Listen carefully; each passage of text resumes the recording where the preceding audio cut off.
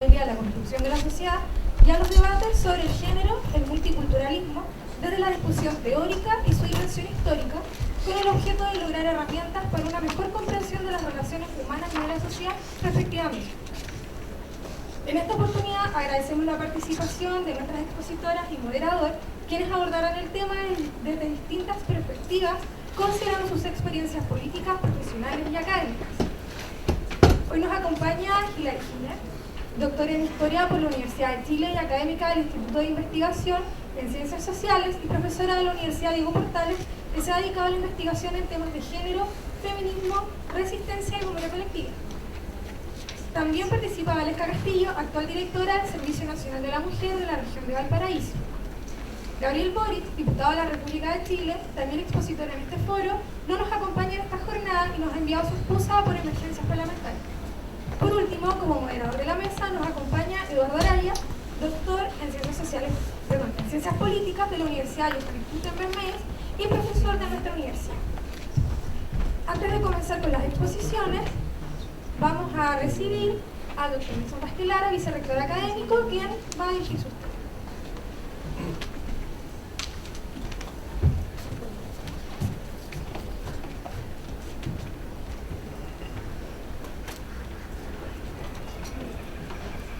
Buenas tardes a todos, a todas y a todos, a propósito del tema que nos une.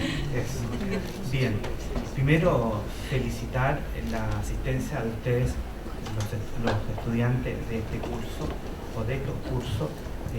La universidad hace 2 años está realizando una innovación en materia de formación fundamental, y la innovación consiste en imaginar algunos cursos de formación fundamental bajo una modalidad e-learning, es decir, una parte de esa formación bajo tecnología, con las herramientas tecnológicas que hoy día existen a disposición del aprendizaje de contenidos, y cuya plataforma Aula Virtual tiene más de 10 años de experiencia en la materia.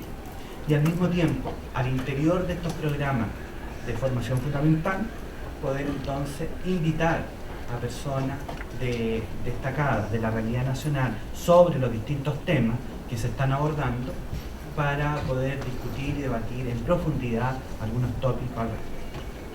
Por lo tanto, queremos agradecer al Instituto de Historia, que tiene varios cursos bajo esta modalidad, agradecer también a Aula Virtual, que ha estado apoyando instruccionalmente para que estos programas se diseñen y se implementen con la calidad que esto requiere, y naturalmente a los estudiantes que hasta ahora nos han permitido mantener esta línea de formación en la universidad. Piensen ustedes que hoy día, el semestre pasado, 1.200 estudiantes de pregrado hicieron una formación bajo esta modalidad, y este año, primer semestre 2016, ya tenemos 1.800 estudiantes inscritos en el portafolio de asignaturas de este tipo.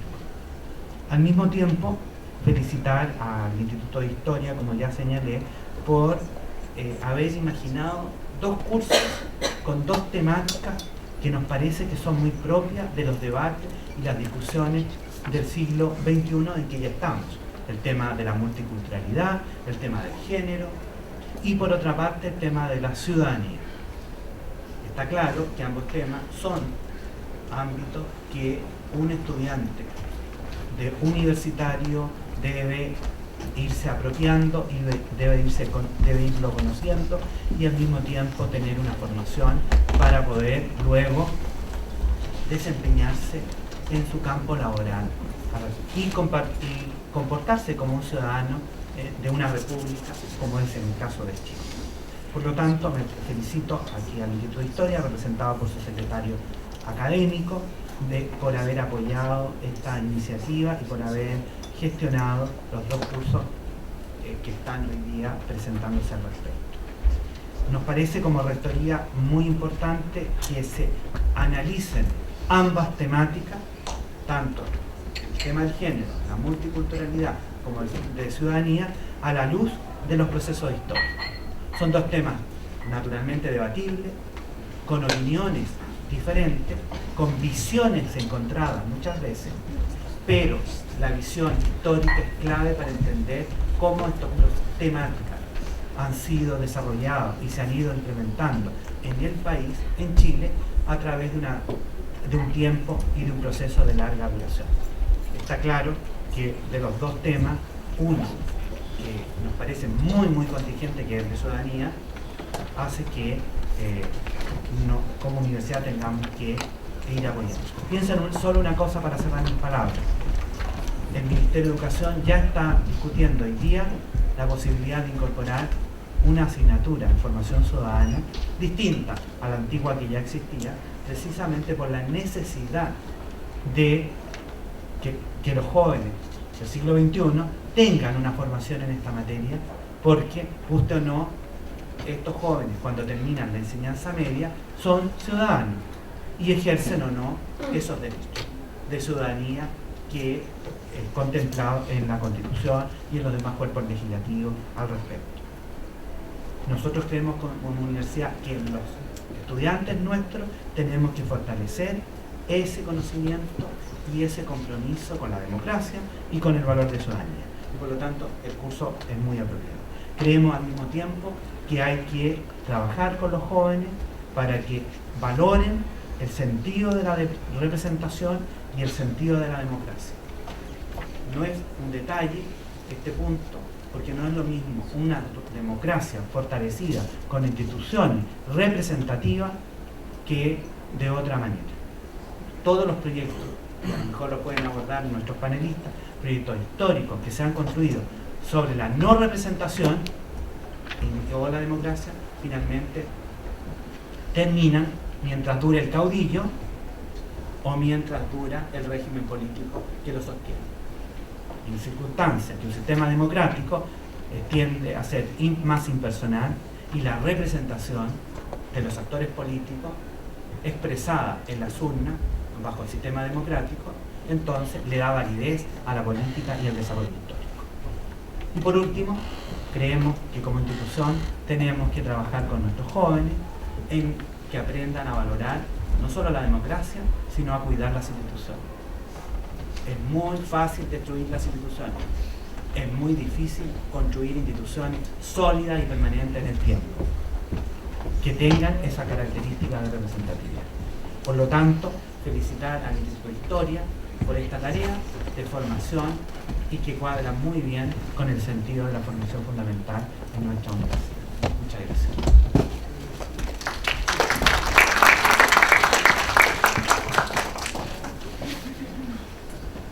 A continuación, daremos paso a las exposiciones, luego contaremos con un tiempo de comentarios entre los ponentes y al finalizar tendremos un espacio de preguntas de parte del público asistente. Profesor.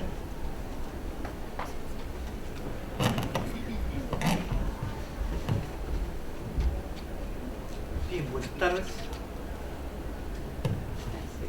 Buenas tardes. No sé si se escuchan, ¿sí? Ok, gracias. Damos inicio a este debate en primer término con la pareja representante del CENAM, que se va a referir fundamentalmente al tema de políticas de género. ¿Sí?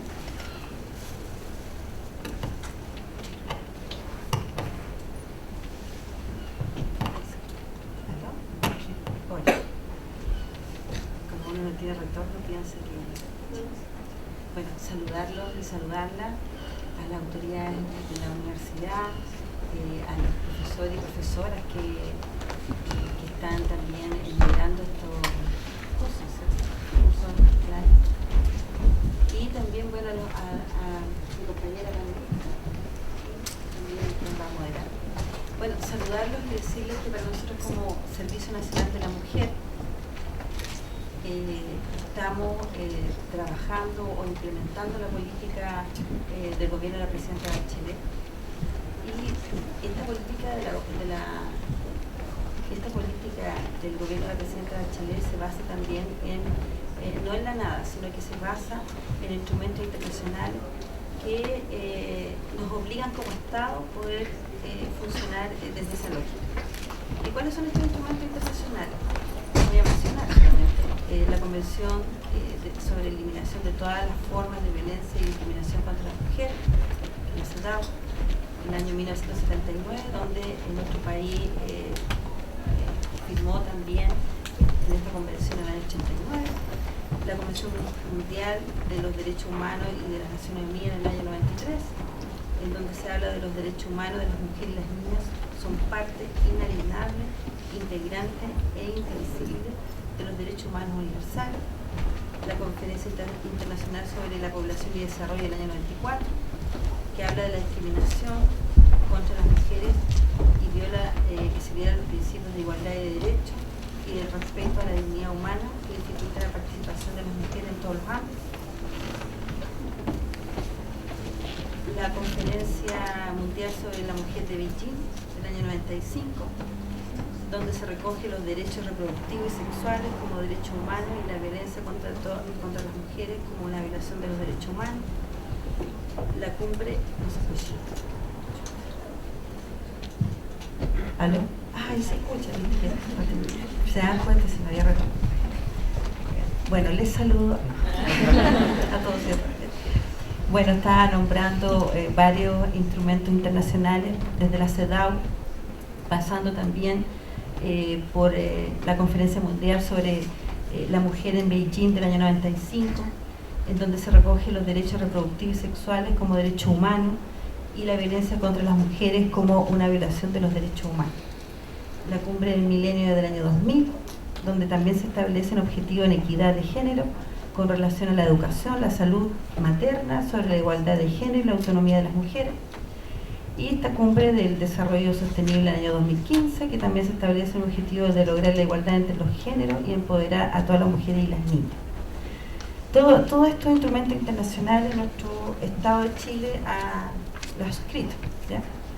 Y en ese contexto el gobierno de la presidenta Bachelet, este segundo mandato, lo que hace es constituir una agenda de género que no es responsabilidad y obligación solo del Servicio Nacional de la Mujer, sino que es de todo el gobierno de la presidenta.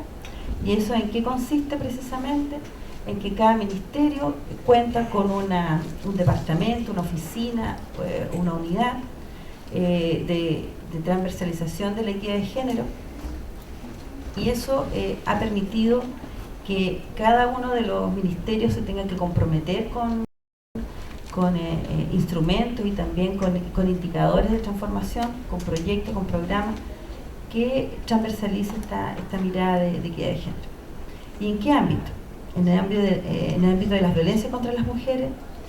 En el año 2014, cuando asumimos esta dirección, solamente el CERNAM se abocaba a la violencia intrafamiliar, no hablaba de todas las violencias contra las mujeres.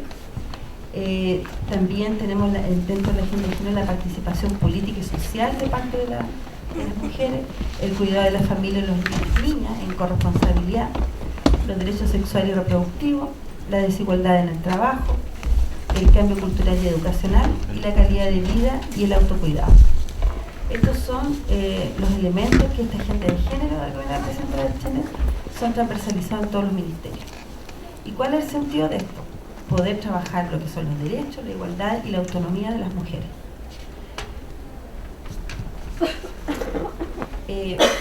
Dentro de lo que se nos plantea en el gobierno de la presidenta Bachelet es que las mujeres no son beneficiarias de una política pública, las mujeres son sujetas de derechos de esta política pública, que nuestro objetivo es superar la inequidad, brecha y barrera, poder avanzar en igualdad de derechos y, por cierto, también trabajar las autonomías, la autonomía física, la autonomía económica y la autonomía política. Para cada una de estas autonomías, desde el servicio, desde el CERNAM, nosotros tenemos programas que se ejecutan y se implementan en las comunas para de esta forma lograr estas metas de avance en equidad de género. Es importante que revisemos que este Servicio Nacional de la Mujer al 31 de mayo, ahora, en un par de semanas más, se transforma en el Servicio Nacional de la Mujer y Equidad de Género. Y a partir del 1 de junio, nosotros vamos a contar con un Ministerio de la Mujer y Equidad de Género que ya no vamos a depender del Ministerio de Desarrollo Social. Dentro de la estructura del Estado, nosotros estaríamos ya a partir del 1 de junio dentro de las instituciones de primer nivel, a partir de acuerdos internacionales.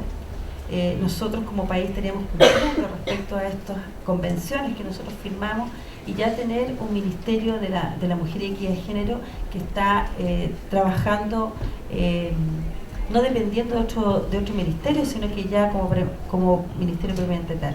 ¿Y eso en concreto qué significa? Significa que existe un ministerio y existe un servicio de la equidad de género.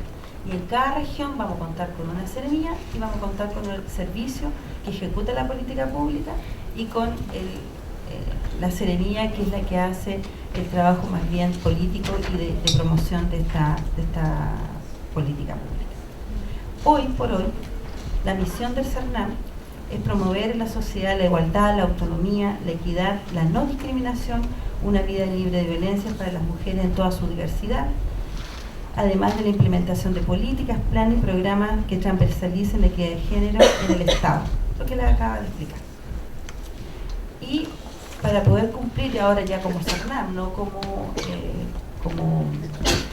política pública en todos los ministerios, nosotros contamos con líneas programáticas para trabajar la autonomía económica, como son los programas de mujer y trabajo, la autonomía física a través de los programas de prevención de la violencia contra las mujeres, atención también de mujeres víctimas de violencia. Estamos avanzando con un nuevo programa que va a abordar y responder respecto a los derechos sexuales reproductivos, que se llama El Buen Vivir de la Sexualidad y la Reproducción, contribuir a la plena realización de las mujeres. Y la línea de autonomía en la toma de decisión, autonomía política, en donde tenemos programas de mujer, ciudadanía y participación que permite promover la autonomía política de las mujeres con participación ciudadana, social y política. Entonces, en cada uno de estos programas, nosotros estaríamos abordando la temática de violencia contra las mujeres, mujer y trabajo, buen vivir de la sexualidad y reproducción y la gestión de proyectos y participación, todos cruzados con estas autonomías, porque si bien es cierto, cada programa tiene una especificidad, pero también trata todas las autonomías, porque las autonomías se tienen que trabajar juntas. ¿Cuáles son los compromisos presidenciales del 2014 al 2018 para la temática para cumplir con nuestra agenda de género? Vamos a relevar el Ministerio de la Mujer y Equidad de Género, que uno de los primeros proyectos de ley que manda la presidenta Bachelet al Congreso el 8 de marzo del 2014, envía este proyecto de ley que se crea el Ministerio de la Mujer y Equidad de Género. Se trabajó un año en el Congreso para poder avanzar en esa línea, y el 8 de marzo del 2015 se promulga la ley 20.820 que crea este ministerio y que a partir del 1 de junio ya nace a la luz administrativa. Uno de los compromisos de la presidenta es poder aumentar el número de casas acogidas. En enero del 2015 comienza a funcionar la primera casa de acogida de las 3 que nosotros como región vamos a ampliar. Hoy contamos se contaban con 2 casas, estamos en una tercera, estamos gestionando para este año una cuarta en San Antonio y la quinta sería en la provincia de Margamar. De esa forma nosotros estaríamos cubriendo la región para poder dar respuesta a las mujeres que viven violencia grave. Con respecto a la promoción de la participación de las mujeres en el ámbito político, se aprobó la ley que sustituye el sistema electoral binominal por uno proporcional, inclusivo, con el criterio de paridad de género. ¿Qué quiere decir esto? Que en las papeletas, en el voto, los partidos políticos están obligados a poner un 40 o un 60% de mujeres o de hombres. No puede haber un sexo por sobre el otro en porcentaje, y de esta forma se está exigiendo este espacio ya que culturalmente no están siendo dados, se genera esta posibilidad para que las mujeres puedan ir en la papeleta, ¿ya? Ir en la papeleta para ser electa.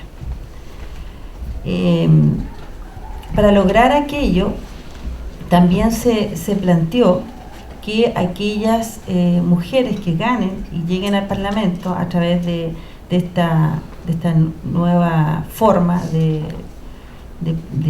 postular a los cargos de representación popular, los partidos políticos van a tener un refuerzo en donde van a recibir un porcentaje de recursos por aquellas mujeres que salen electas. ¿Y cuál es el sentido de eso? Precisamente de que las mujeres que vayan en el voto sean aquellas mujeres que tienen la posibilidad de ganar y no por llenar el número. Respecto a la despenalización e interrupción del embarazo de las 3 causales, que es un compromiso de la presidenta, ella el 31 de enero de 2015 presentó al Congreso este proyecto. Actualmente está en segundo trámite constitucional. Estuvo como un año, alrededor de un año, tramitándose en la Cámara de Diputados. Y ya estamos en esta segunda etapa. También se cuenta con el programa Más Capaz, que es un programa que permite también a través de el CENSE poder capacitar en nuestro país a las mujeres fundamentalmente y también a los jóvenes, que son los que tienen más brechas para poder acceder al mundo del trabajo. En la región hubo 11.415 cupos para jóvenes y mujeres en sus diferentes modalidades. Y por otra parte, también en la lógica de la autonomía económica, está el programa Más Sonrisa. En la región atendió a 10.027 mujeres que requerían esta atención dental. El sentido de estos compromisos presidenciales son precisamente poder entregar una política pública que acompañe a las mujeres en sus autonomías.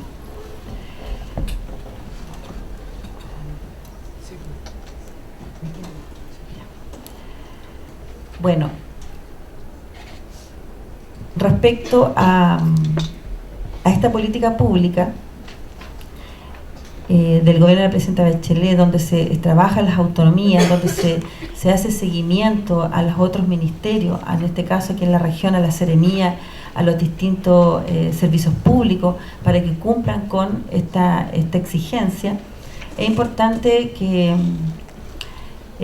sepamos que nosotros estamos contra cultura, que el Servicio Nacional de la Mujer está convencido de la necesidad de trabajar el tema de la equidad de género, pero que nos encontramos con, y eso que hay un mandato presidencial, con que cada uno de nosotros contamos también con nuestra subjetividad y que cada uno de nosotros también no cuenta con una formación o educación en este ámbito. ¿Y qué es lo que nos pasa? Nos pasa que estamos en un contexto de sociedad machista, en donde cada uno de estos elementos que uno plantea, tú te encuentras con barreras, con brechas permanentemente, y no es fácil poder darle vuelta a la manija y avanzar. Por esa razón, avanzar desde la transformación en el ámbito legislativo, trabajar el tema de la transformación cultural, trabajar en el tema de la formación desde la sala cuna, estar en todos los espacios, en las empresas, estar en las universidades, estar en los demás servicios públicos, en las organizaciones sociales de base. Es el trabajo que como Servicio Nacional de la Mujer estamos realizando. Pero hay un tema que es muy importante. Esta tarea no la podemos hacer solo el CERNAM. Esto es una tarea titánica que es imposible de realizar, porque lo que uno siente, que en la medida que tú vas deconstruyendo algunas lógicas de hacer las cosas, unas lógicas de mirar al otro y a la otra, tú en paralelo estás viendo cómo se reproduce esta cultura machista en nuestros espacios de formación educacional, en nuestra familia, en la calle, en todos los espacios. Y eso es un tema muy complejo, pero que entendemos que sumando a todos y a todas podemos efectivamente avanzar y dar un paso adelante. Y yo me atrevo a decirles también, chiquillos y chiquillas, que si nosotros no somos parte, por ejemplo, del proceso de constituyente y no establecemos en este proceso también cuáles son nuestras miradas respecto a qué carta fundamental queremos nosotros tener, que esa carta fundamental efectivamente también tenga equidad de género, que efectivamente también no discrimine, que tenga una mirada mucho más inclusiva de todo y de todas, difícilmente nosotros vamos a poder ir avanzando con pasos más firmes. Por esa razón sentimos que es necesario poder estar no solamente en la deconstrucción cultural, en el trabajo en las comunidades y también con los demás servicios, sino que también cómo nosotros logramos transformar desde allí, desde nuestra legislación, para que nuestro Estado también cuente con una exigencia, con el deber de poder generar estos espacios y que no andemos solicitando o develando esta situación en los distintos espacios, sino que realmente nosotros como sociedad entendamos que es necesario para una comunidad más equitativa, más justa, más inclusiva, tener definitivamente una legislación que nos ampare y que nos cubra respecto a todas las desigualdades que se nos generan, y en particular a las mujeres, quienes somos las que vivimos las mayores discriminaciones, las mayores también vulnerabilidad respecto a cómo nos relacionamos en esta sociedad. Así que eso es mi primera parte. Muchas gracias, Alexa.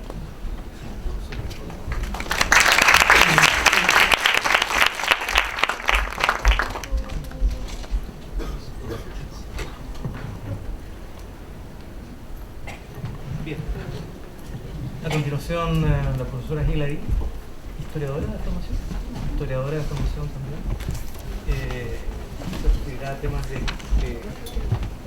la historia de la mujer. Sí, en parte. Sí, gracias. Primero agradecer obviamente la invitación, estar aquí también ¿cierto? Con mi colega y también con la directora regional. Bueno, yo soy historiadora feminista, entonces como que también quiero introducir un poco ese elemento del movimiento feminista aquí en la mesa, en el debate.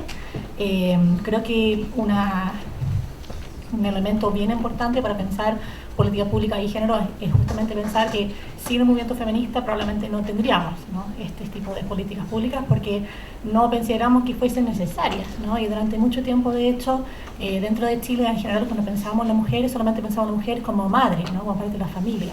Por ende, la mayoría de las políticas públicas más bien tenían que ver con esa faceta de la mujer, eran más bien políticas maternalistas, como se llamaría, ¿no? Y en ese sentido, creo que estamos recién, tal vez, en los últimos como 15 años, empezándole a darle como un enfoque más de género, algo que también de personal que se ha reconocido, ¿no? Esto de tratar ya de hablar más de equidad de género, empezar ya a hablar un poco más con ese tipo de lenguaje, y ya no tanto como el lenguaje un poco más como familista, por así decirlo, ¿no? Entonces había un cierto giro ahí. Y yo creo que ahí hay unas reivindicaciones que también son históricas, ¿no? O sea, esto no son, por ejemplo, cuando hablamos de salud reproductiva, ¿cierto?, cuando hablamos de esto de paridad, cuando hablamos de participación política, ¿no? Esto también fueron temas que se levantaron las mujeres del MENCH, por ejemplo, en los años 30. Estos fueron temas que estaban hablando desde las letreras con Belén de Zárraga, ¿cierto? O sea, esto no es como un gran, digamos, como giro, aparición reciente, ¿no?, de esta temática, sino que hay luchas históricas que están detrás, ¿no? Y yo creo que eso no podemos pasar por alto. Creo que también tenemos que pensar que efectivamente también había una relación bien tensa a veces entre los partidos políticos y las feministas, ¿no?, el movimiento feminista, ¿no? Y eso tampoco podemos olvidar o tratar así como de marginalizar de la discusión, porque la verdad que durante mucho tiempo, si pensamos incluso en partidos de izquierda, se pensaba en tema de género como un tema secundario, ¿no? O sea, primero la clase y después género, ¿no?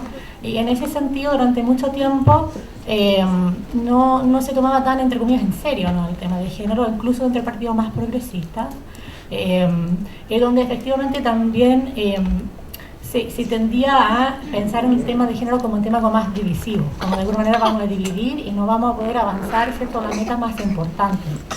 Y eso a la larga ha creado como un cierto tipo de malestar o un cierto tipo como de, digamos, de sospecha, ¿no? A veces entre mujeres feministas y partidos, ¿no? O también esto que desde, ¿no?, la gran Julieta Kirchhoff, que ella incluso identificaba con mujeres más políticas versus mujeres como más feministas. Ahora, Kirchhoff misma era una mujer que era feminista y también política, ¿no? O sea, sabemos eso, que tiene como ese legado dentro del Partido Socialista, pero por otro lado también es verdad que hay muchas mujeres feministas actualmente que no están ni ahí con la política partidaria, ¿no? Y eso es algo que también tenemos que tomar en cuenta, ¿no? Y hay una razón por eso, ¿no?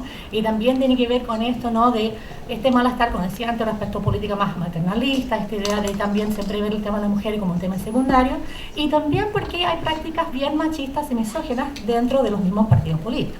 Entonces de repente las mujeres sienten, ¿no?, han ido a las reuniones, no es como súper típico, incluso así de grupos más radicales, que sé yo, al MIR, y la mujer ahí sirviéndole café, ¿no? O sea, es como que de alguna manera, en muchos casos, después de muchos años de eso, las mujeres dijeron, pero ¿por qué vamos a seguir en este espacio? Porque no nos pescan, o como que no nos respetan aquí, entonces en realidad nos vamos a ir hacia nuestros propios grupos, ¿no?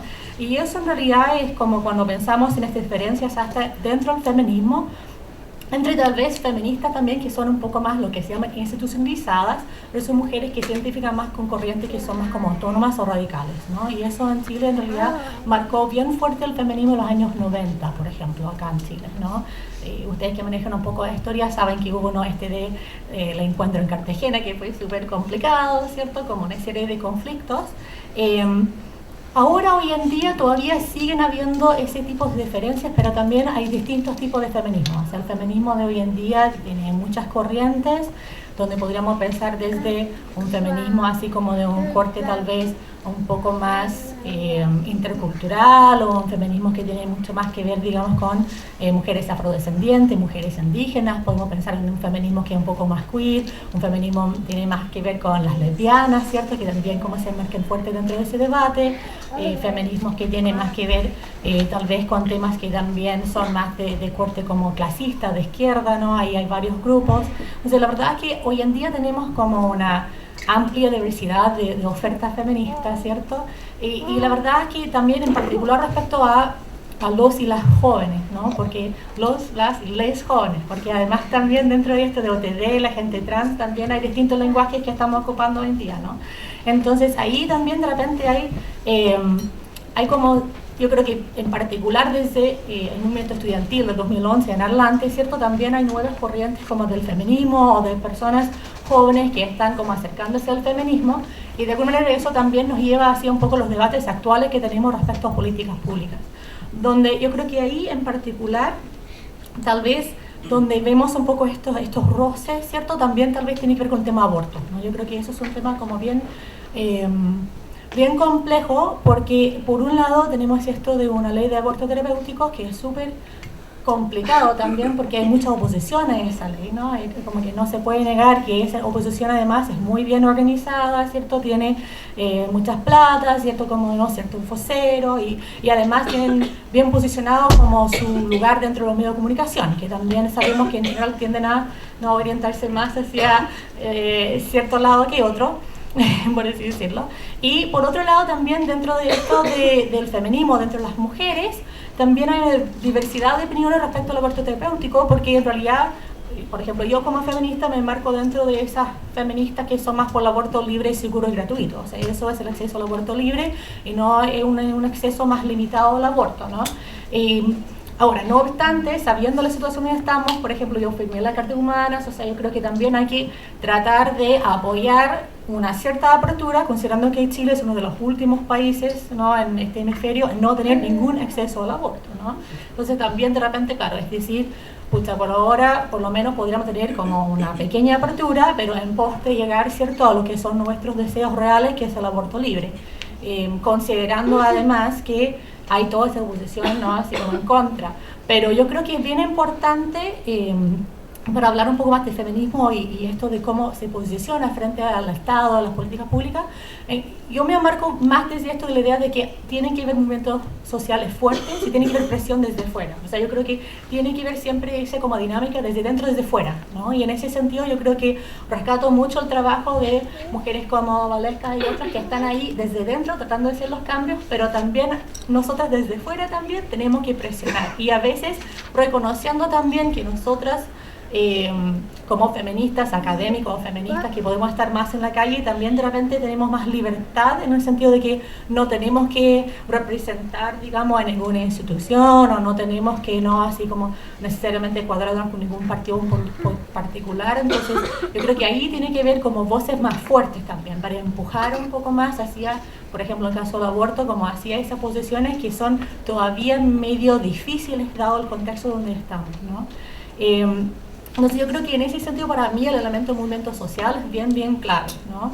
Y también poder formar redes o nexos entre los distintos movimientos sociales, o sea que dentro de un movimiento estudiantil, por ejemplo, que también esté presente el feminismo, ¿no? Y yo creo que ya está presente, o sea, de hecho como que hay muchos colectivos, ¿cierto?, que son de secundarias, ¿cierto?, esto de también de repente incluso, bueno, la Coordinadora Feminista en Lucha surgió también por esto de que la Milicia Sepúlveda ganó, ¿no?, esto de las elecciones, se convirtió en la primera presidenta de la FECH, que era como abiertamente feminista. Y en ese sentido también tratar de llevar así como la FECH, el CONFECH, hacía esas como perspectivas de ir a marchar por el 8 de marzo, ¿no?, de ir a marchar por el 25 de julio o por el 25 de noviembre. O sea, tratar también de integrar ese elemento más feminista al movimiento estudiantil.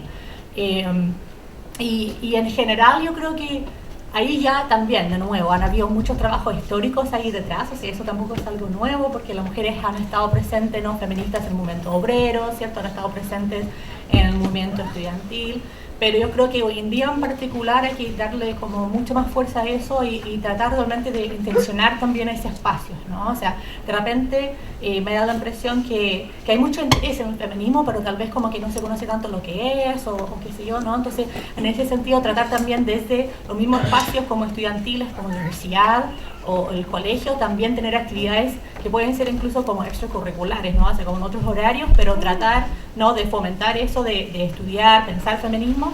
Creo que también las universidades, como con esto de sus secretarías, como de género y sexualidades, yo sé que hay muchas de eso en la Universidad de Chile, el UDP también tiene sus vocalías, en distintas universidades, y ya también se está levantando esto de feminismo como una parte también de esto en la comunidad estudiantil. Y yo veo eso también como muy importante, como manera de ir impulsando el feminismo en distintos ámbitos.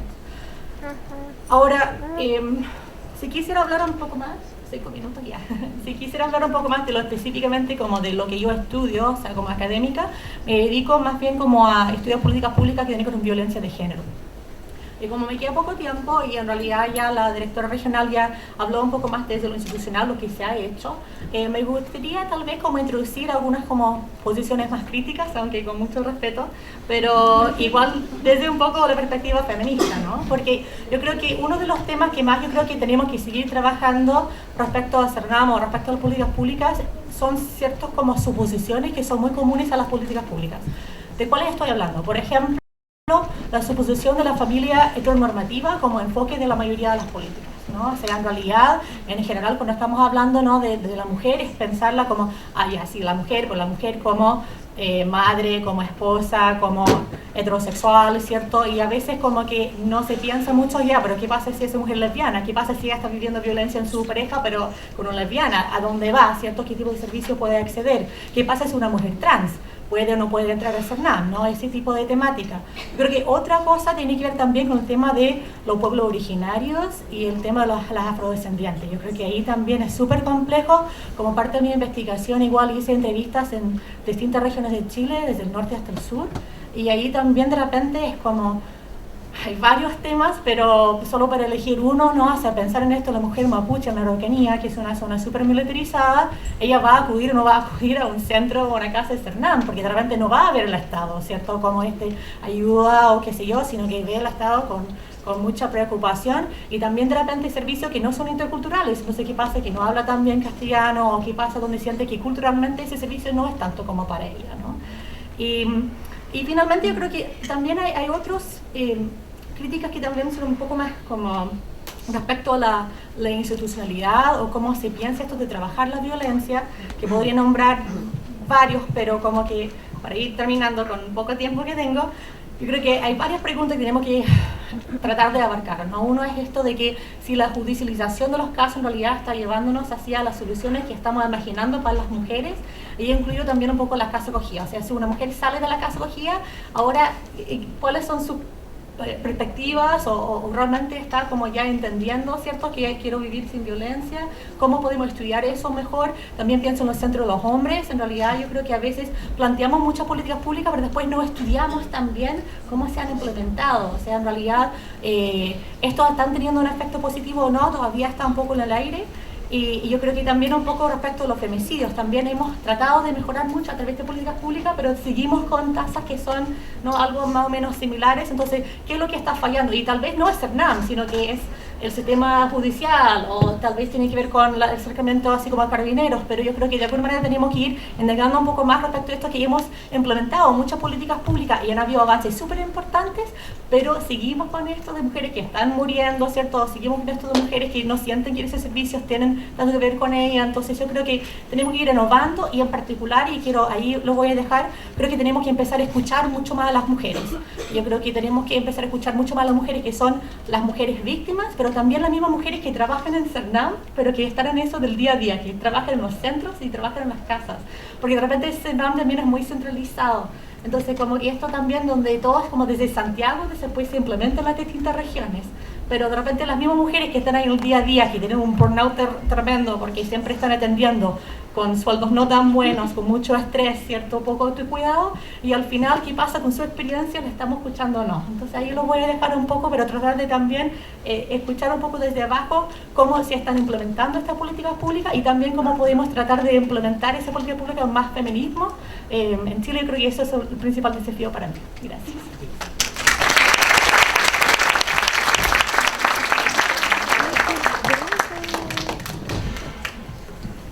Bien, en los próximos minutos, lo ideal sería que hubiese un cierto intercambio entre nuestros panelistas. Me parece que un buen punto, por ejemplo, son estas observaciones críticas que ha puesto Hillary al tema de la agenda pública en materia de género. Si me permiten, yo quisiera agregar otra. Dentro de ciertas organizaciones, ONG feministas, también es recurrente la crítica en relación a las actuales políticas de género del segundo gobierno de la presidenta Bachelet, el hecho de que en comparación al primer gobierno, en el primer gobierno el tema de género aparecía mucho más perfilado, con mucha mayor relevancia.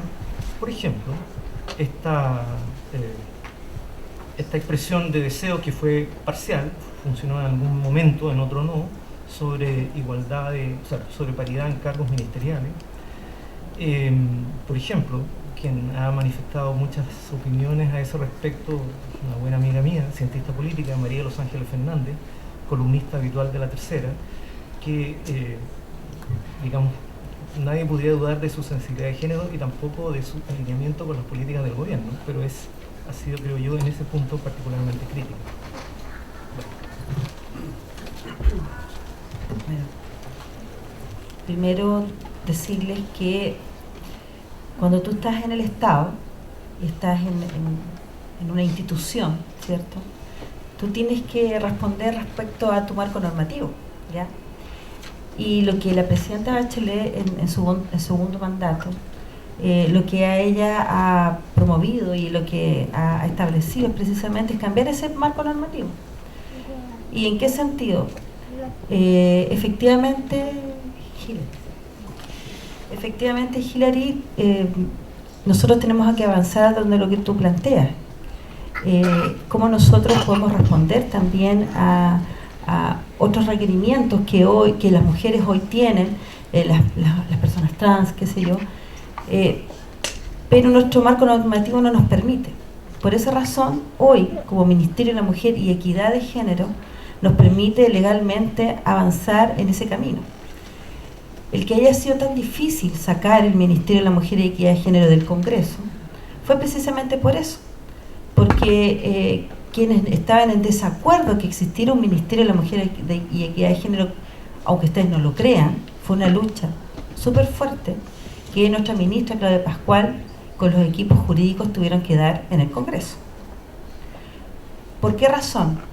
Porque nos decían, o sea que ahora ustedes se van a preocupar no solo de las mujeres, sino que se van a preocupar de todo el resto de que no está en ninguna parte en el fondo, ¿ya? Eso es lo que le decíamos, ¿ya?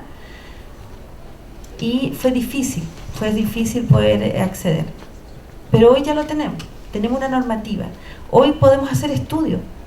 El Servicio Nacional de la Mujer no tiene recursos ni tampoco la potestad para poder hacer estudios, pero sí el Ministerio, que parte el 1 de junio, sí tiene una unidad de estudio que nos va a permitir poder también evaluar cómo la política pública está impactando en nuestra sociedad. Y decirte que el Centro de Hombres, nosotros igual vemos las estadísticas en realidad, y se hacen algunos seguimientos, pero no se hace un estudio más en profundidad.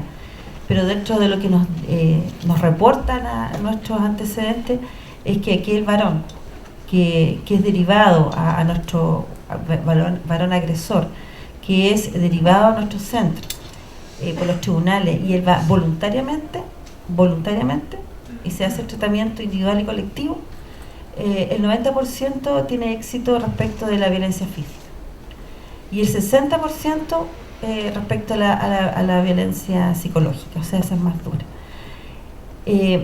Y entendemos que requerimos la posibilidad de estudiar cómo avanzamos allí, cómo nosotros avanzamos en deconstruir en ese varón que fue educado en esta cultura machista que te permite ejercer control sobre tu pareja y poder impunemente poder continuar aquello, ¿ya? Si nosotros te contamos con estos recursos, podemos obviamente avanzar. Las casas de acogida, que son un instrumento, qué sé yo, desesperado, ¿ya? Porque cuando tú estás, o sea, yo trabajo en lo concreto, o sea, en lo que nos ocurre, o sea, y siempre ocurre que el día viernes a las 6 de la tarde, cuando está todo cerrado, los servicios públicos, es donde ocurre la situación. Y tú como Servicio Nacional de la Mujer no puedes no responder a esta situación. Y por eso nacieron estas casas de acogida como organismos de, no sé, de acogida en situaciones extremas, ¿ya? Pero ¿qué nos dicen las mujeres que están allí? Porque también hay un estudio de aquí de los alumnos de la Católica que, como no tenemos recursos nosotros ni tampoco sí gestionamos con las universidades para que sus alumnos avancen en tesis allí. ¿Qué nos dicen? Nos dicen que ellas se sienten las encerradas y que los agresores, sus agresores están libres. El proceso de acompañamiento que se trabaja con las mujeres que son víctimas de violencia grave y sus hijos y hijas es muy complejo, pero se hace, los equipos hacen su trabajo. Nosotros contamos con una red de asistencialidad o de apoyo en donde tenemos articulación con Serviu para que las mujeres, contemplando su ahorro, puedan tener una vivienda definitiva, por ejemplo. Entonces hay una política pública que sí responde, que sí está articulando que otros hagan para poder responder a aquello. Pero si nosotros no estamos conscientes que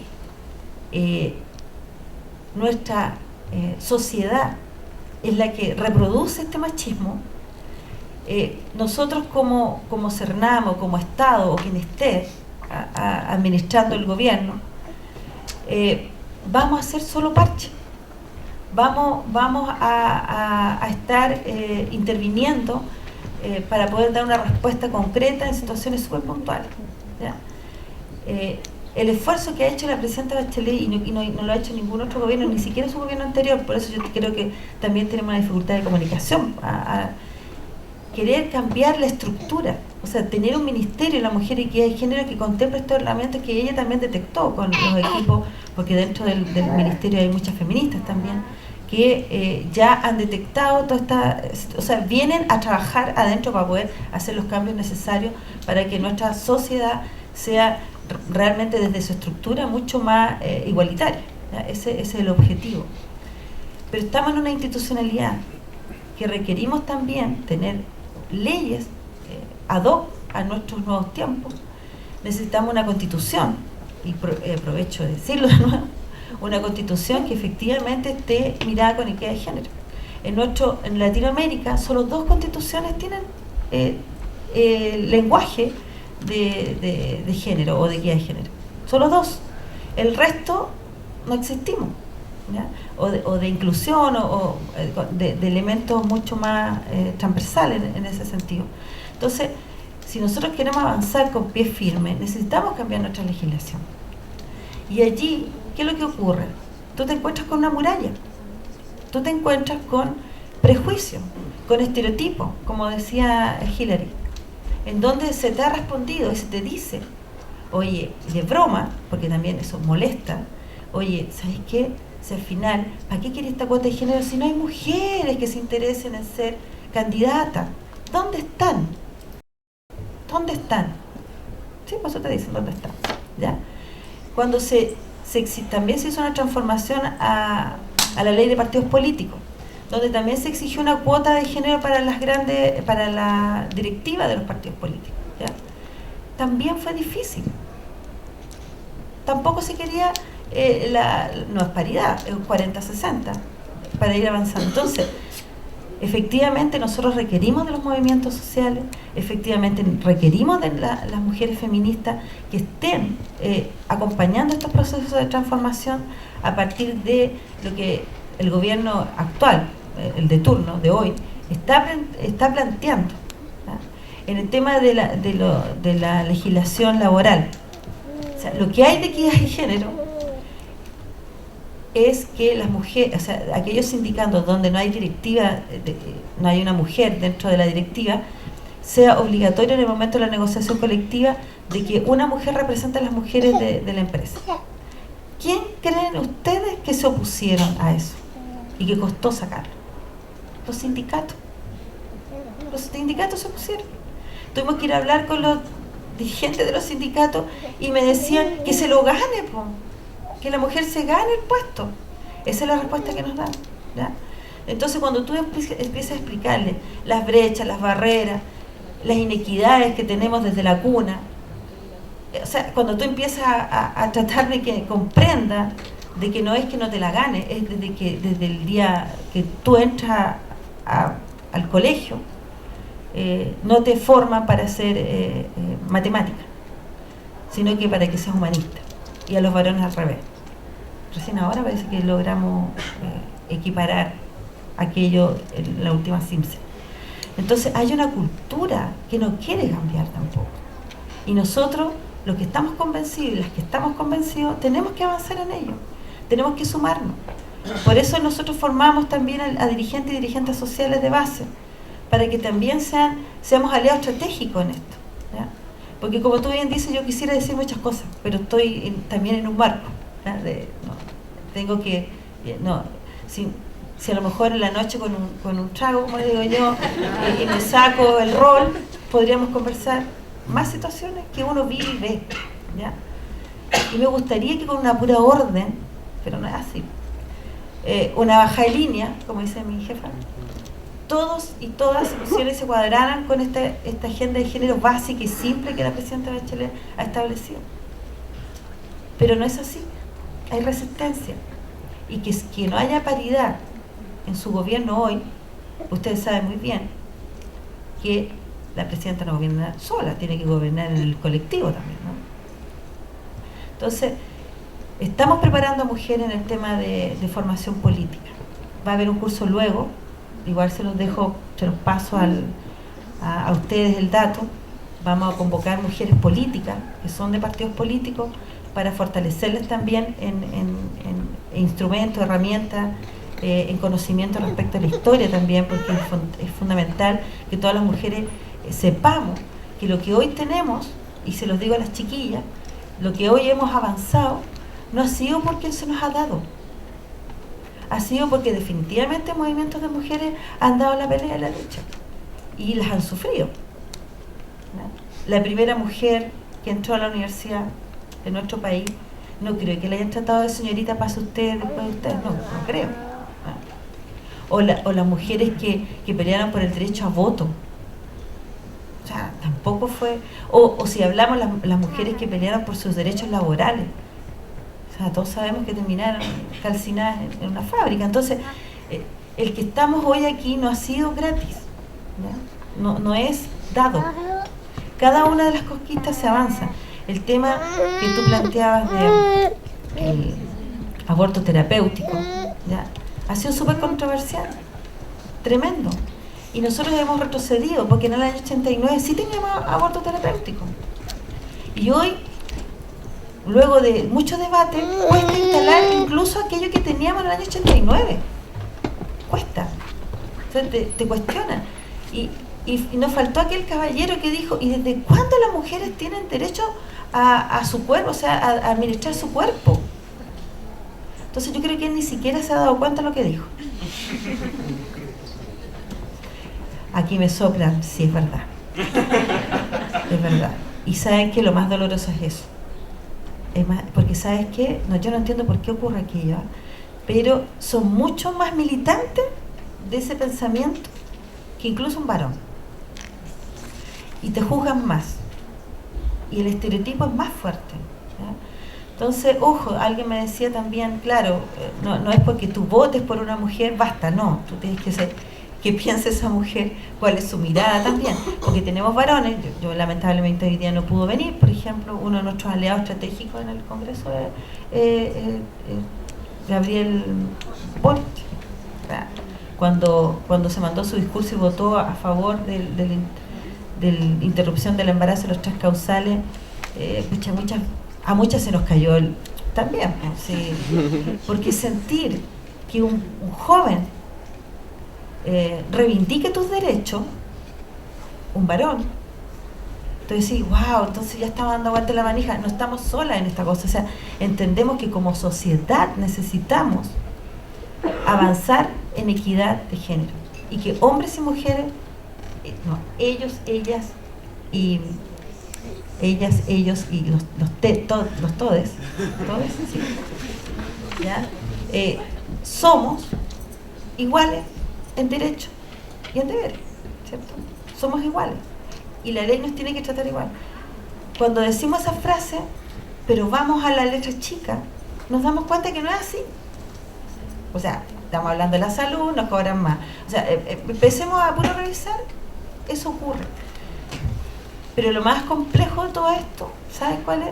Que no estamos conscientes. Entonces, ¿yo qué le digo a aquella varón o hombre que toma conciencia? Le digo, bienvenida, hermana, bienvenido, hermano, porque significa que vamos a ir transformando esto.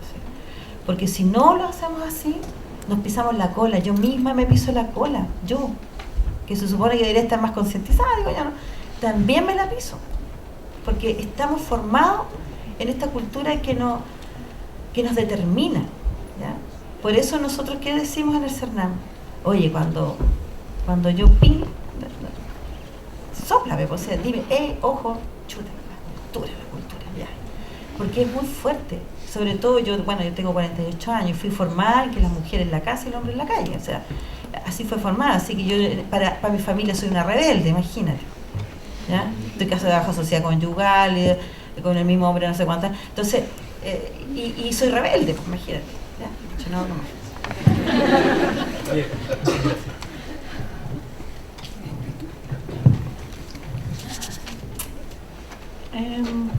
Creo que no sé si hay tanto debate probablemente tal, yo creo que en realidad creo que son distintas perspectivas, ¿cierto? Y en realidad donde hay ciertas cosas en común, ¿no? Que obviamente tiene que ver con estas ideas de equidad de género, que tiene que ver con la importancia del feminismo, los movimientos sociales. Yo creo que si hay algo que me gustaría mencionar es como tal vez un par de cosas que, como para matizar un poco también lo que hemos estado hablando. Yo creo que un tema que es bien complejo también es esto donde un poco lo que antes estaba hablando la directora regional, que también hablé de esto, de tal vez también pensar en esto de ver al otro lado como, claro, ciertos partidos más de derecha o la iglesia como recalcitrante, ¿no?, respecto a temas de género. Yo creo que ahí hay como ciertos matices, hay ciertos como temas ahí, como por ejemplo de que también hay partidos que son parte de la coalición o la concertación en la mayoría, que también pueden tener políticos o políticas que también pueden tener visiones bien conservadoras respecto a género. Yo creo que si pensamos en los años 90, que no pude hablar mucho, pero como que mi especialidad más bien es historia reciente, entonces como trabajo mucho los años 80 y 90, la verdad es que si pensamos en los gobiernos de Aylwin o de Frederick Tagle, en realidad respecto a política de género sí hubo ciertos avances, que sí la ley 94, pero también hubo una mirada bien feminista, ¿no?, respecto al género, donde en realidad, por ejemplo, la primera ley, su enfoque principal era conciliación, ¿no?, y en el fondo como que no romper, ¿no?, la familia, que en realidad como que no enfocarse tanto, ¿no?, en lo que se podría como separar, ¿no?, a los integrantes de la familia. Y yo creo que ahí de repente también, bueno, sabemos también en esto de los últimos respecto a la Soledad Alvear y su posición respecto incluso al mismo aborto terapéutico, que está totalmente en contra, ¿no? Entonces, yo creo que de repente también se ha dado una configuración política en Chile de estos dos grandes bloques, ¿no?, estas dos grandes coaliciones, que también de repente donde las mismas feministas o mujeres que están tratando de trabajar más una agenda de género encuentran una oposición dentro de sus propios partidos o dentro de como de su propio sector. Y eso también ha sido muy complicado.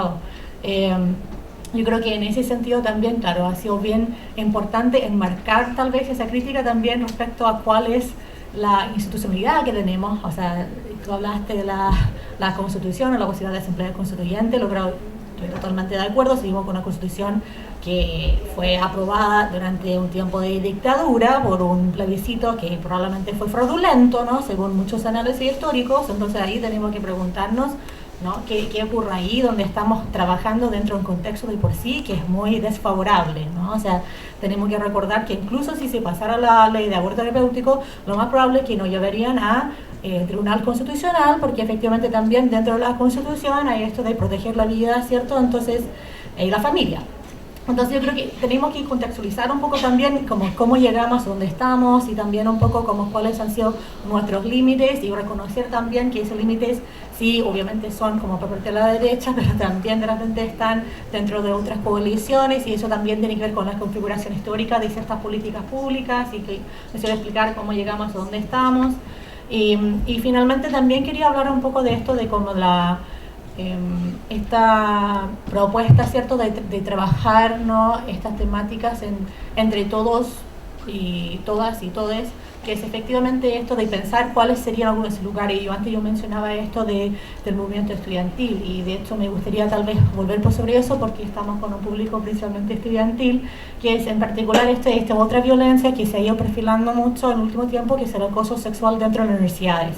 Yo creo que eso también es un tema súper importante que tenemos que hablar con mucho más honestidad y franqueza, así que sabemos que ocurre, ¿cierto? La mayoría de las universidades no tienen ningún tipo de protocolo, no tienen ningún tipo de reglamento respecto a este tipo de violencia. La verdad es algo que yo como historiadora, con algunas otras historiadoras, escribimos una carta, hubo como más de 80 firmas, ha sido muy importante esto de denunciar la existencia de este acoso, porque además el acoso sexual dentro de las universidades en general se ha permitido tácitamente por parte de las autoridades porque se justifica, ¿no?, como esto de ciertas relaciones románticas. Hubo una columna de Alejandra Castillo muy buena respecto a eso, la imposibilidad de justificar de esa manera esto. Estamos hablando de abuso de poder, ¿no? Así, yo creo que en ese sentido tenemos que realmente también hincarle el diente de repente en este espacio estudiantiles, entre profes, auxiliares, ayudantes, estudiantes, etcétera, pero ir trabajando ese tipo de violencia también, que a veces cuando pensamos en estas políticas de violencia de género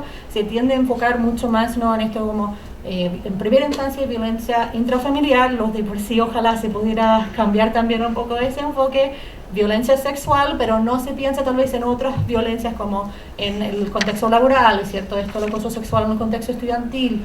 Yo creo que tampoco hablamos mucho de ciertas discriminaciones, violencia, por ejemplo, contra mujeres lesbianas, mujeres trans, por ejemplo, violencia callejera. Muchas mujeres trans, por ejemplo, que trabajan en un comercio sexual, enfrentan violencias muy fuertes, ¿cierto? Hasta son asesinadas, ¿cierto? Y después no pasa nada. Entonces yo creo que en ese sentido hay como una cierta jerarquía de violencias también que todavía existe, que tenemos que empezar a trabajar más. Y en lo personal, como yo trabajo dentro de la universidad, la Diego Portales, yo creo que es su responsabilidad también como activista, como académica, también tratar de fortalecer esa discusión, en particular de acoso sexual en ese ámbito, para tratar de efectivamente educar más, ¿cierto? Que ojalá que todas las generaciones que van a ir entrando tengan una inducción, que hablemos de esto, cuáles son mis derechos, ¿cierto? ¿Qué es acoso sexual? ¿Cómo lo puedo reconocer? ¿Qué puedo hacer si me pase algo así, ¿cierto? Entonces yo creo que hay harto que nos queda por hacer y solo quería cerrar un poco con eso, ya que estamos un poco ahí ahora, ¿no? Así como trabajando esa temática desde el feminismo y en particular desde mi propio activismo. Bien, agradecemos a nuestros panelistas. Ahora tenemos un espacio para preguntas de ustedes. Yo no voy a pretender hacer un resumen de lo que ellas han dicho, pero quiero señalar algunos puntos que me parecen relevantes como para orientar un poco eventualmente el debate o las preguntas. Valesca se refirió en primer lugar, bueno, genéricamente obviamente al tema de política, el género del gobierno, partiendo del tema de los compromisos internacionales, ¿no?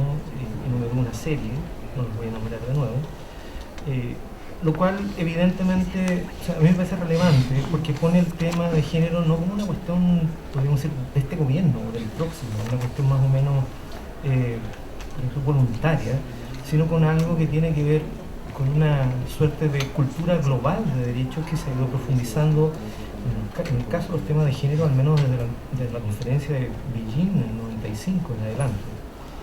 Y claro, además, no es solamente, si ustedes lo miran un poco incluso desde la agenda de los medios, el tema de los derechos sociales, de una sociedad fundada en el principio de derechos de las personas, es un tema que se ha ido generalizando en ciertas tendencias de la sociedad chilena, asociadas probablemente a esta suerte de crisis de lo político, pero que tiene que ver por una parte con la emergencia de movimientos sociales, pero también con estos temas de que las personas sienten que tienen la capacidad de demandar derechos o exigir el cumplimiento de derechos. Valesca releva el tema de la creación del Ministerio de la Mujer, no término completo ya no lo noté, pero en fin, equidad y equidad, ¿no? Sí. En donde al menos hay un foco relativo a tres ámbitos, ¿cierto? El tema de violencia, el buen vivir y la participación. Y bueno, y termina ella haciendo una apelación al tema de la discusión constitucional relativa al tema de participación, en la medida que el tema de los derechos de género también debieran tener un marco constitucional. Hillary parte de la referencia a los temas históricos, ¿no? Los temas de género no son de ahora, tienen una larga historia y una larga historia que ha ido variando en contextos, ¿no? En los años 30 probablemente era el tema del voto, pero también debates o demandas por derechos que se han expresado en otros ámbitos, en el ámbito de lo sindical. Se refiere a continuación a un debate que es, claro, probablemente más intelectual, en algún sentido más cosmopolita también, acerca de distintos tipos o corrientes culturales que han ido constituyendo este campo teórico que denominamos feminismo, distintas tendencias, y se refiere también fundamentalmente a la presencia del debate sobre el feminismo y en general los derechos de la mujer en los movimientos universitarios. En las últimas intervenciones, bueno, ustedes Valesca se ha hecho cargo de algunas críticas desde la perspectiva, obviamente, de las restricciones de la política pública, obviamente en un sistema democrático. Y Hillary creo que ha puesto de relevancia un tema que no lo puso en su primera intervención, que es el tema de la violencia, pero particularmente en algunos ámbitos.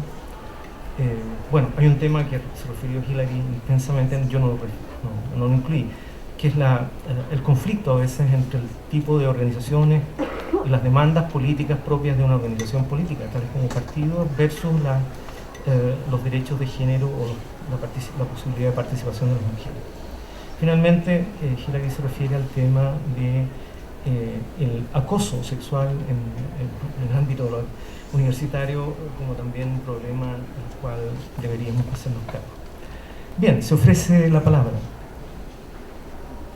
¿Preguntas o comentarios? ¿Me escuchan? ¿Sí? ¿Aló? ¿Se escucha? Sí. Bien. Pueden ir levantando la mano y yo me voy acercando con el micrófono. Si están cerca, se lo pasan de mano a mano. Bien. Voy a... Arriba. Levante la mano. ¿Quién quiere hacer un comentario? Por allá primero.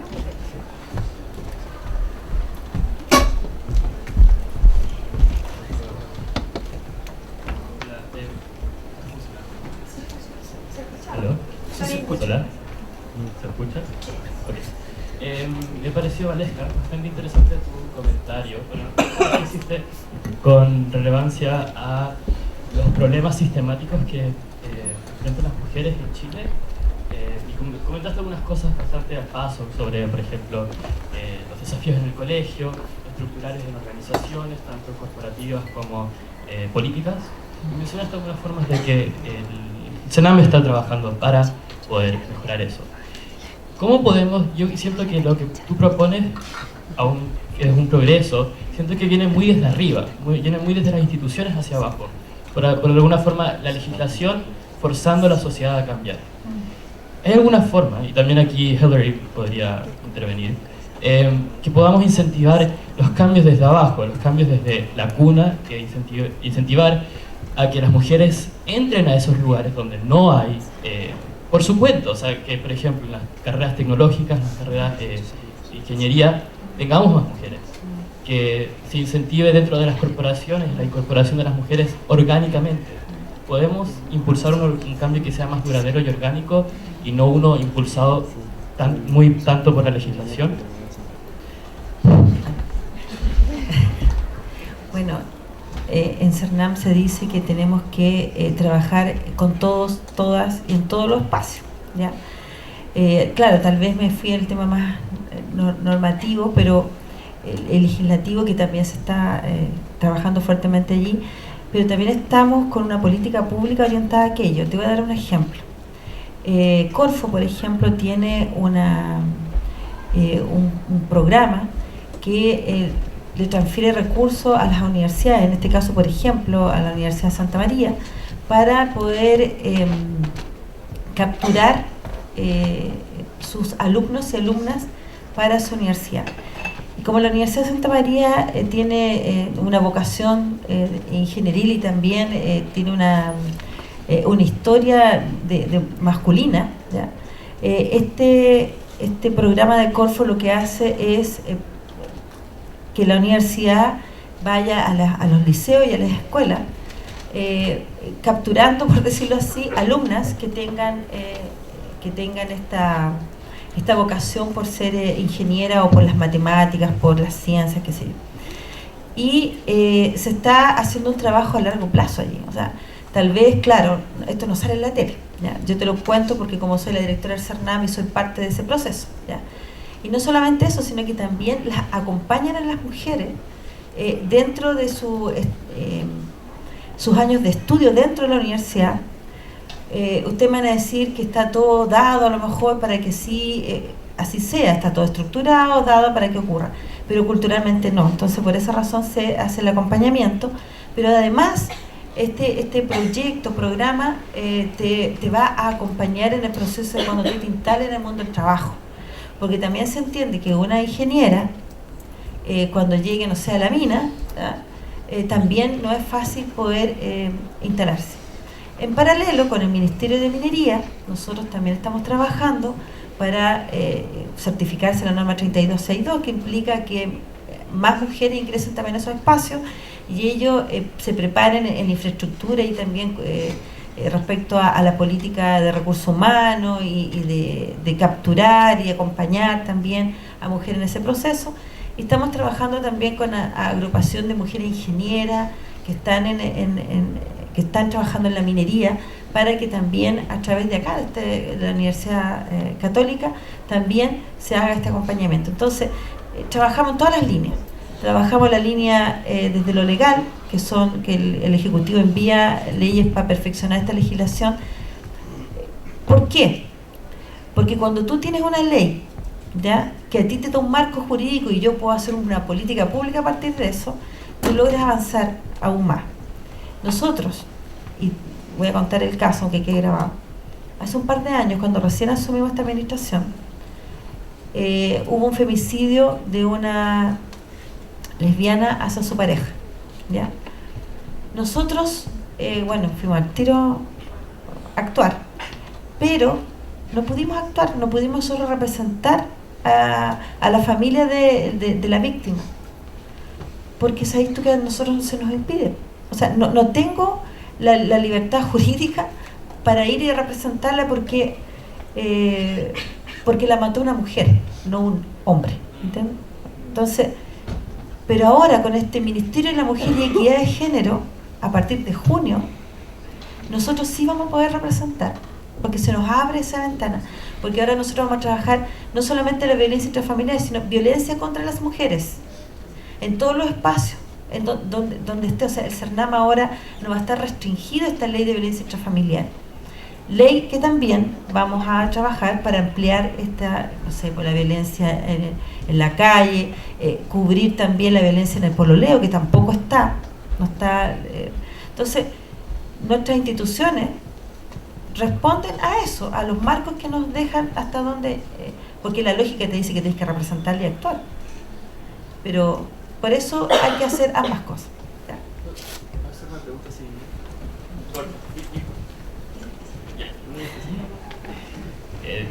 Una pregunta corta de seguimiento, y qué bueno que mencionaste este caso de la lesbiana, porque es otra pregunta. ¿Tienen algún plan en relación también a los cambios legislativos que ha habido con el acuerdo civil y con el movimiento Iguales, de alguna forma acoger también el movimiento LGBT chileno dentro de las tareas del ministerio? Mira, este Ministerio de la Mujer y Equidad de Género tiene que avanzar allí. ¿Ya? Nosotros recién el 1 de junio vamos a estar ya como ministerio permanente tal, y se tiene que estructurar, es una locura, el escalafón, de que los grados y toda esta historia, que hay que hacerlo. Y de ahí viene nuestra construcción de acuerdo a lo que nos manda la ley. Y yo entiendo que para allá vamos. Y por esa razón costó tanto que saliera del Congreso, ¿sabes? Porque no querían que nosotros nos hiciéramos cargo también de esa responsabilidad, ¿cachai? Eso es. Así que...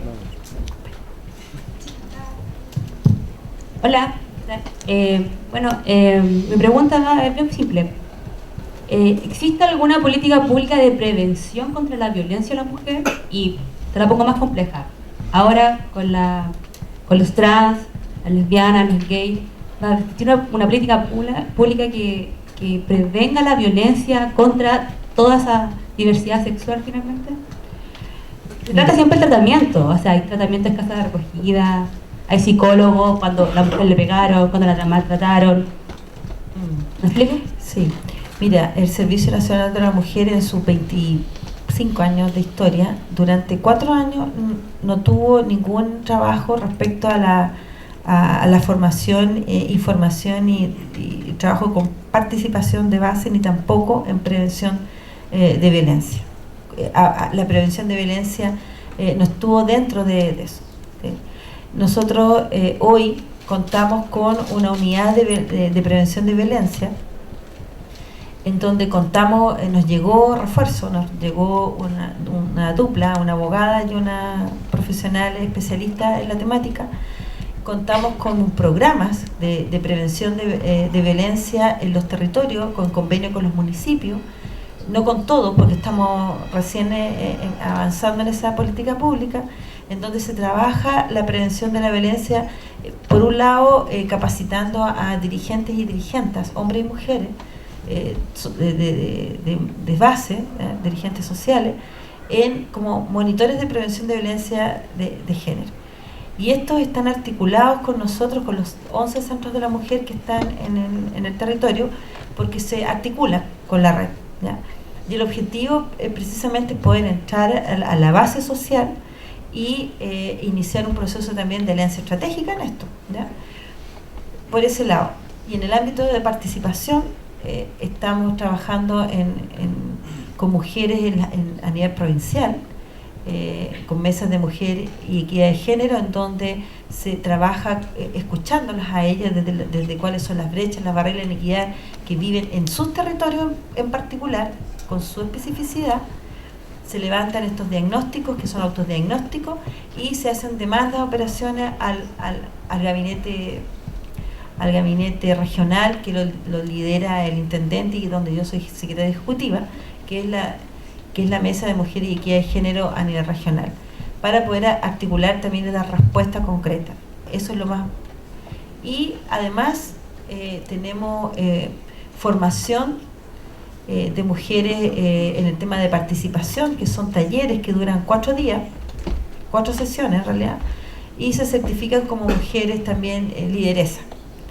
Y contamos con una escuela de formación política con enfoque de género para mujeres que son candidatas, ¿ya? Y eso lo hacemos una vez al año, ¿ya? Y con una universidad se visita, no lo hacemos nosotros directamente, sino que hasta el momento ha sido la Universidad de Concepción la que ha ganado la licitación. Entonces, esos son como... y el otro nuevo es el tema de el buen vivir de la sexualidad, que es un programa que está solo en 2 comunas, lo estamos piloteando, que es trabajar con adolescentes de 14 a 18 años, hombres y mujeres de 18 hasta 100 años, viendo todo lo que son los derechos sexuales y reproductivos, y desde también desde tu grupo etario, por decirlo así, avanzando en ese proceso. Porque ¿qué nos dicen las mujeres, las adultas mayores sobre todo? Nos dicen: nosotros llegamos al climaterio y esta sociedad cree que nosotros ya nada más, ¿ya? Entonces nuestra cultura también es bien sancionadora respecto a los adultos, no, a las personas mayores, ¿ya? Súper sancionadora. Entonces estamos trabajando con ellas también, en convenio con los municipios, porque nosotros todavía no ejecutamos directamente, pero sí entregamos recursos para que los municipios funcionen hasta el momento. Respecto a lo que tú me dijiste, estamos esperando a que el ministerio nos dé la raza. Todavía no, ¿ya? Bien. Yo quería, voy a tomar el micrófono un momento. Quería preguntarle a Hilary, desde la perspectiva desde fuera de la institucionalidad, desde el feminismo que está en las calles, desde el feminismo de las organizaciones, o de lo que puede hacerse desde nosotros mismos en la universidad como alumnos, como alumnos. ¿Cómo ves tú o cómo consideras que podría realizarse un proceso vinculante de esta dinámica institucional que viene bastante paralela, o de un cierto modo, como decías tú, que tenemos la herencia de los 90, que era desde el concepto de la familia, de la conciliación, y ahora que viene a ser más bien como de una mujer que es trabajadora, que emprende, que puede hacer todo, que también es lo que nos vende el neoliberalismo al final? Esta cosa de que la mujer puede hacerlo de todo y es una super mujer, que también yo creo que perjudica que en definitiva la mujer sea un sujeto que puede cometer errores, que en definitiva puede optar por uno o diferentes modos de llevar a cabo su vida, y que tanto ser mamá como ser trabajadora no implica necesariamente una forma específica de ser o vivir como mujer. Por lo tanto, eso, mi pregunta va un poco: ¿cómo tú vinculas esta dinámica a través de la calle o de la organización, que no tiene que ver con la institucionalidad, sino con las preocupaciones más cotidianas, como por ejemplo el acoso en las universidades, de las que probablemente el CERNAM tampoco alcanza a dar abasto para todas las problemáticas que cada vez se visualizan y se acrecientan más, por ejemplo, incluso con las cosas ahora como el acoso callejero?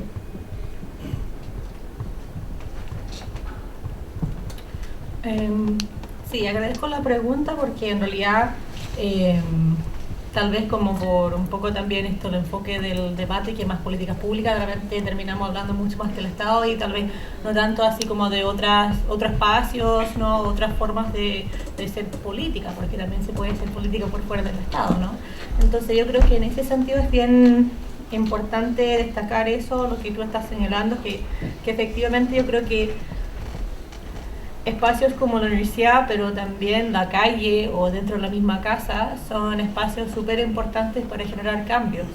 Y yo creo que en ese sentido, por ejemplo, respecto al tema neoliberal, hay muchas feministas que plantean ¿no? Otras formas de vivir también, ¿cierto? Que no tiene que ver necesariamente con neoliberalismo, ¿no? Como la feminista, por ejemplo, que prefieren así como pensar en ese tema de truque, o pensar como también en esto de repente como tratar de compartir conocimiento a través de, no sé, fotocopias, PDF, ¿no? O sea, ir, de hacer charlas, ¿no? O sea, compartir, de alguna manera pensar en otras sabidurías tal vez más populares, ¿no? Eso también de traer, no sé, a mujeres tal vez que también tienen un poco más de experiencia. Estoy pensando en particular, hay muchas feministas muy metidas también en esto de la violencia obstétrica, y también respecto al tema, ¿no? Así de esto de como del parto, de poder decidir, y en realidad ahí también yo creo que hay un montón de como de comunidad, ¿no? Ahí así como en términos de repensar ese espacio, ¿cierto? Conmigo me propio de mi cuerpo,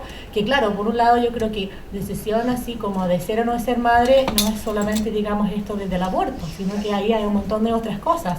Entonces también tenemos que pensar en el parto, la crianza compartida, la corresponsabilidad, ¿no? Una serie de temas que en realidad yo creo que también hay feminismo ahí también, ¿no? Y de hecho como que dentro de espacios activistas donde he estado han habido charlas o conversatorios también hay un poco, ¿no? Respecto a eso también, eso de la crianza compartida, por ejemplo, ¿no? También eso de, creo que volviendo un poco a esa pregunta antes respecto a prevención o cómo vamos trabajando, bueno, también parte de ese espacio, ¿no? O sea, yo creo que sin duda es súper importante empezar a cuestionar, ¿no? Así como estas jerarquías de género. Yo creo que también ahí ha habido como movimientos, y respecto a otra pregunta, ¿no? Pero respecto a las familias con niños y niñas trans, que también es un tema súper fuerte últimamente respecto a cómo encuentran colegios, ¿cierto? ¿Qué pasa ahí con las discriminaciones?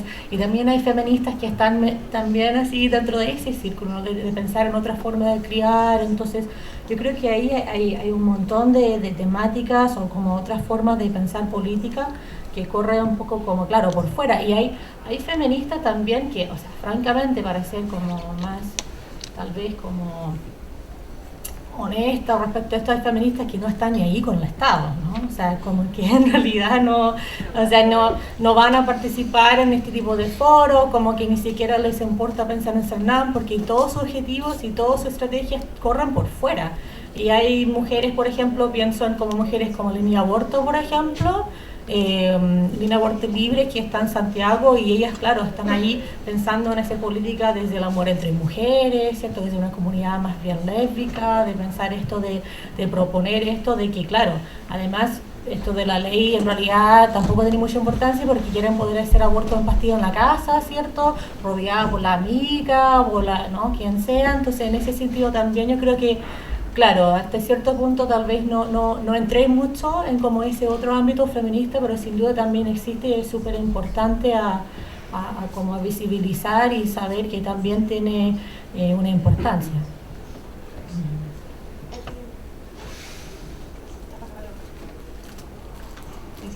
Sí. Hola, sí, mi pregunta, yo, señora Constanza, mi pregunta va también hacia las políticas públicas en el sentido de el ámbito de la educación, porque lo que yo siento es que hoy en día, por ejemplo, desde mi generación hacia arriba, la discriminación está latente. O sea, hay una cultura detrás donde, por ejemplo, es normal, se normaliza el acoso callejero. Para los hombres también es sumamente normal. Entonces yo siento que es muy difícil cambiar la mentalidad a estas alturas del partido. Es difícil, no imposible, pero difícil.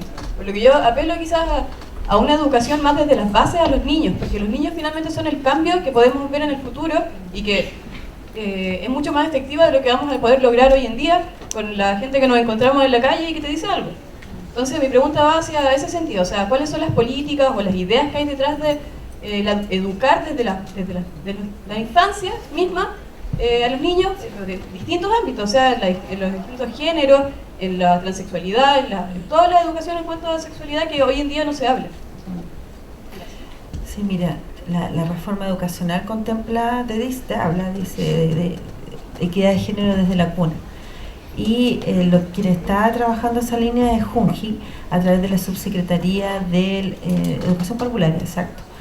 Ahora, claro, la política pública están los manuales, baja todo, bien bonito, están los talleres, las capacitaciones, pero estos son procesos complejos, porque la educadora, o el educador, en este caso, viene también con su código, con su códice. Entonces, hemos revisado nosotros con la directora de la Junji, por ejemplo, algunos talleres que hemos hecho como, ya, está haciendo una sala de clase, o sea, con los niños y las niñas, y ellas juegan, o sea, hacen su clase a las compañeras. Y ahí mismo, en ese espacio en donde estamos todos convencidos de que tenemos que cambiar el switch, alguien que es más finito para leer como tú transfieres la cultura machista, tú con una pauta de observación te das cuenta de todos los estereotipos que está la profesora, que intencionalmente los quiere cambiar, también los reproduce. Entonces, no es fácil, pero sí está contemplado dentro de la política pública. Y yo te diría, y a mí me sorprende esa pregunta que me dicen, no es que yo sea hincha de mi jefa, pero ¿sabes qué? Bueno, yo soy asistente social y toda mi vida estaba en el servicio público, ¿ya? Entonces yo por primera vez veo que hay yo creo que a lo mejor le contesto al joven que está allá, a lo mejor se aburrió también y empezó a dar baja de línea, porque en la primera administración era más bien como consensuado, conversemos, construyamos juntos, era como todo eran comisiones, y ahora en el Ministerio de Educación hay una unidad de equidad de género, en donde está la ¿cuánto se llama la Verónica? No me acuerdo el apellido, ya, voy a dar lo mismo, y con su staff club, que no me acuerdo, ya, pero Verónica, de apellido no me acuerdo, con su equipo, en donde baja a la región, agarra a la seremía y todo lo de pros y les dice: nosotros tenemos que implementar esta política y es de equidad de género, así que vamos a hacer los talleres, o sea, un poco incluso súper directiva. Ahora, yo no sé si eso va a transformar también, ¿ya? Pero hay como una sensación, incluso de que yo percibo, como nos queda poco tiempo, así que hay que convencerlo, hay que convencer a esta gente, porque tenemos que convencer de que la equidad de género es importante, y o sea, así lo veo yo, ¿ya? Ahora, desde la experiencia, yo no sé si convencemos mucho así, pero sí está dada los indicadores de desempeño. Les voy a decir una cosa. Cuando a mí me invitan, no sé, por el Ceremi de Economía, y me dice: Valesca, sabes que yo tengo un programa que tengo que bajar, qué sé yo, y trabajar con los colegios, y tiene que tener enfoque de género y todo lo demás. ¿Sabes lo que yo le pregunto? Es tu PMG. ¿Sabes lo que es un PMG o no? El PMG son los programas de mejoramiento de la gestión que vienen con bono, o sea, dulce premio, ¿cómo es? Conductista, ¿ya? Entonces, sí, pues así. Entonces, ¿qué pasa? Que estamos bajando la política pública de equidad de género a través de el refuerzo inmediato. Entonces yo le digo: ¿es tu PMG? Y me miran así: no, pero yo estoy comprometido igual.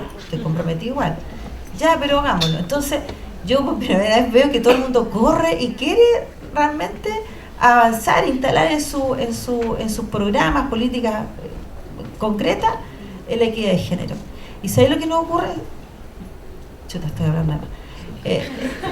Nos ocurre que el diagnóstico es espectacular. Las brechas, las barreras están clarísimas, la falta de acceso, todo. Súper bueno el diagnóstico. Pero cuando llega el compromiso, para el PMG, ¿ya? El compromiso, guateamos. Oye, pero tú me estás haciendo una propuesta, un plan de intervención, pero no vaya a ir a intervenir esta realidad, po. Porque lo que me está ofreciendo son flores, po. Yo lo que quiero, si es verdad, po. ¿Cómo que flores si nosotros nos esforzamos? No, pues yo quiero que realmente responda a este diagnóstico. O sea, no me vayas a decir tú que te vayas a comprometer con un PMG porque me vas a separar la estadística en ellos y ellas, po. O sea, esa cuestión es para el año 90, pero no ahora. Sí, pues. Entonces, ¿qué tengo que hacer? Porque no pueden mirar, no se les ocurre. Entonces, para eso tenemos nosotros las sectorialistas y los sectorialistas de del CERNAM, en donde los acompañamos para que tenga sentido este compromiso, porque ya que les van a pagar un bono por cumplirlo, pues ya que nos sirva, ¿no? que genere realmente una transformación y cambio. Así está, así es el servicio público, así funciona esta cosa, que no sé, eso, bueno, yo hablo desde allí porque ahí trabajo, pero también quiero decir algo, Hilary, y a todos ustedes. O sea, yo reivindico los movimientos sociales, yo reivindico los movimientos feministas, los reivindico, chiquillas, porque no todas quieren juntarse con el Estado. O sea, a lo mejor pololeamos y nos chocamos a lo mejor un día 25 de noviembre, así, ¡pum! Como algo. Yo comprendo que también no todos quieran trabajar en el Estado. Lo entiendo porque es parte de la democracia y es su derecho, ¿ya? Pero pucha, que avanzaríamos si lo hiciéramos juntos. Porque en los diagnósticos que yo encuentro no puedo ir al Congreso a decir, oye, chiquillos, miren, no puedo, pero sí los movimientos, porque son libres. Yo no puedo si no me da permiso, o sea, yo no puedo por formación, o sea, no puedo por legalmente, no puedo, ¿ya? Porque eso es el ministerio y que tiene que estar autorizado también por la presidenta o el presidente, quien esté, ¿ya? Porque así está estructurado el Estado. Pero ustedes no. Entonces, si todos estos estudios y diagnósticos que vamos a tener ahora que somos ministerios, se los pasamos a la sociedad civil organizada, a los movimientos femeninos y feministas que también tienen sus diagnósticos, y se va y se le exige la transformación a donde corresponde también, yo siento que vamos a avanzar más rápido. Esa es mi mirada, ¿ya? Esa es mi mirada. Eso. Una intervención más en función de la hora. Tengo dos preguntas. La primera va para Hilary, en relación a cómo problematizas y cómo ves tú la unión o la separación también que se puede provocar entre las luchas feministas y de diversidad sexual. Entendiendo que ambas estamos trazados por el patriarcado, atravesados por el patriarcado. Y para Valesca, en relación a la política pública al nuevo funcionamiento en verdad del sistema electoral, me generó ruido también, como mucho, en verdad, esta política monetaria, en verdad, que va detrás de esto. Y en verdad cómo subsanar la posible instrumentalización política de la mujer por parte de los partidos políticos en relación a la inclusión de mujeres en el nuevo funcionamiento del sistema electoral.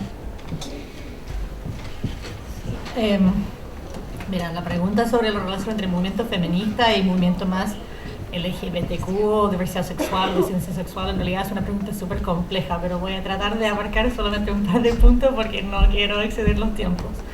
Yo creo que aquí históricamente han habido cruces y también han habido distanciamientos. O sea, esto no es algo actual, sino que viene desde hace rato y tiene que ver un poco con eso, donde han habido más cruces es entre las mujeres lesbianas, porque muchas lesbianas fueron feministas desde hace mucho tiempo, el feminismo también siempre ha tenido esta corriente como más lesbo-feminista, entonces en ese sentido es súper común que incluso, bueno, la primera agrupación LGBT en Chile fue Ayukelén, ¿no? Y eso fue un grupo lesbo-feminista que se formó en los años 80 y que tiene que ver justamente también con el asesinato de una lesbiana que fue Mónica Briones en Santiago, ¿no? Para volver un poco a esa pregunta respecto a violencia, ¿no? Así, en este caso una violencia lesbofóbica.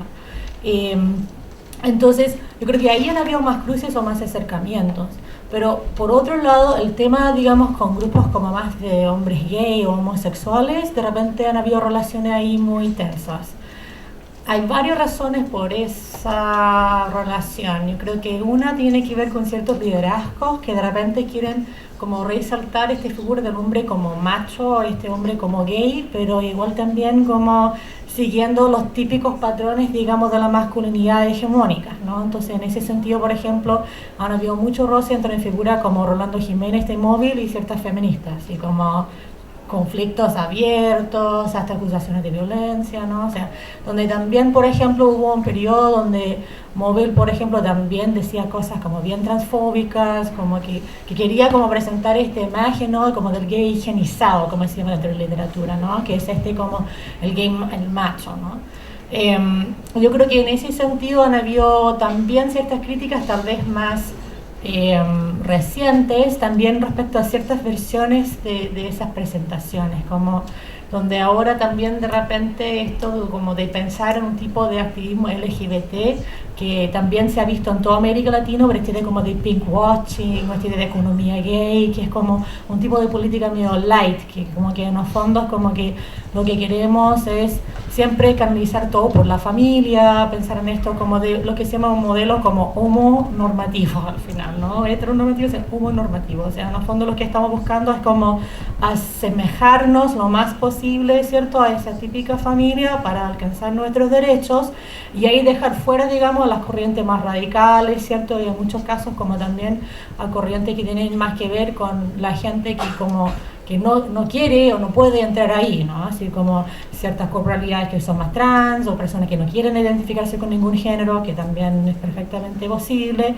Esto también de personas que tal vez no quieren optar por pareja única o no están pensando en el matrimonio, ¿cierto?, como si el único fin, o esto de la reproducción o los hijos, o sea, obviamente es legítimo que eso sea como un horizonte político, pero el problema es que también termina instalando un único modo de pensar política dentro de esos grupos. Y por ejemplo ahí se cruza mucho también con clase. O sea, el tema por ejemplo de pensar un grupo como iguales, donde han habido ciertas críticas y ciertas feministas hacia como las representaciones también de lo que es un sujeto gay o lesbiana dentro de ese espacio, que en general es como profesional, es como pensar Simonetti, es como, ¿no? O sea, como pensar gente que viene de un lugar totalmente privilegiado, ¿no? Barrio alto. Entonces, en ese sentido también muchas feministas, en particular las que como que tengan más como enfoque desde clase o tener más enfoque, ¿cierto?, como respecto a esto de ciertas críticas tal vez un poco más marxistas, es como ya, pero eso no tiene nada que ver con lo que son nuestras reivindicaciones, ¿cierto?, como más feministas, donde estamos tratando de cambiar justamente eso y no reforzarlo. Y finalmente solamente quería mencionar esto de también grupos como de disidencia sexual, que podemos pensar ahí como un grupo como CUTS, pero también hay muchas otras agrupaciones tal vez más chicas, ¿no? Colectivo Lemebel, al quemar el closet, que es como bien chiquitito, de incluso Línea Aborto Libre, ¿no?, que son grupos que de alguna manera también están apostando, digamos, por otras formas de pensar, ¿no? Incluso diría, no existe ningún movimiento LGBT, eso es una falsedad, ¿no? O sea, en realidad tenemos que pensar en nuestras propias identidades como espacios de lucha, esto de disidencia, y ahí en muchos casos estoy hablando de grupos que sí tienen un planteamiento específicamente feminista, ¿no? O sea, estos son grupos de disidencia sexual y también feministas. Ahora, entrar ahí como a hilar más fino requiere más tiempo, pero yo creo que ahí, como para dar como algunos pensamientos ahí como por orientar un poco esa discusión, porque la verdad es que es un tema complejo.